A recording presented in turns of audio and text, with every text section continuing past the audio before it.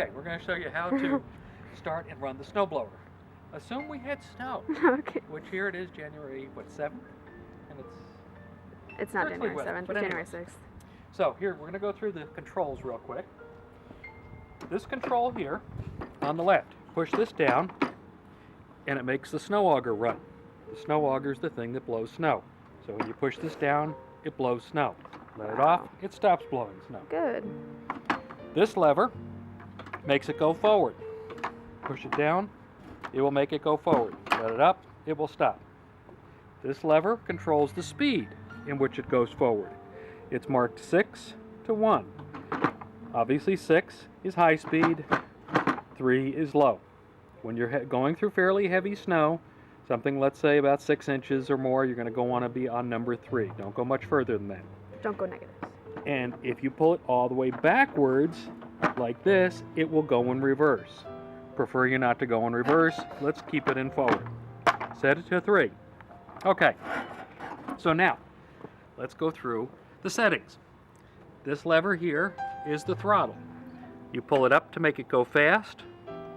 Push it all the way down to stop. Up for fast, down for stop. This is the choke. When the choke is all the way to the right side, counterclockwise, there's no choke, meaning when it's running, you won't want any choke. To start it, you'll turn it 2 notches. There's a 3rd notch. If it's real cold out and the unit's been outside, you'll turn it to 3.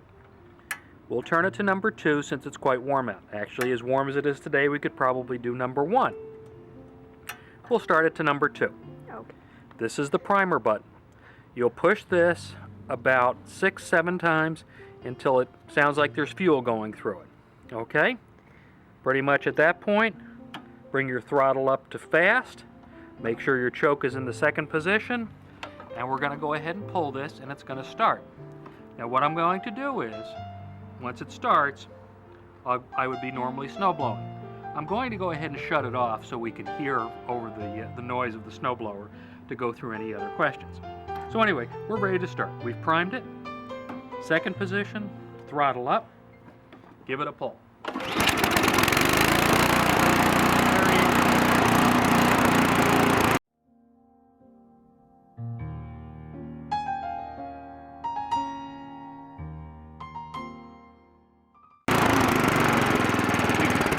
We can control the speed, down, up, or all the way to stop. That's about all there is to it. So, now, if you didn't want to hand pull this, what we can do is plug an extension cord in here and push the start button. All that does is you'll do everything else the same, except instead of pulling it, this is the electric start. I don't think you're going to need the electric start because, as you can see, it really pulled very easily with one hand. A few other things. Make sure it's full of fuel. Make sure this is on quite tight here. I'm going to turn this around. This is the auger. If you do get something caught up in here and this all turns, this is where the snow goes out.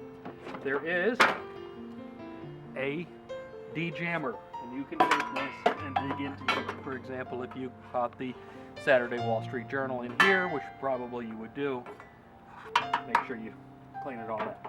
Don't shred newspapers. That's all. Oh, one more thing. This lever over here. This lever turns where the snow goes. Make sure if there's any wind blowing that you're always blowing with the wind. Otherwise, you'll get a face full of snow. So what you can do is you can turn this the other direction. If you want, you can adjust this up or down. I usually leave it sitting about here, making that tight. It usually works quite well.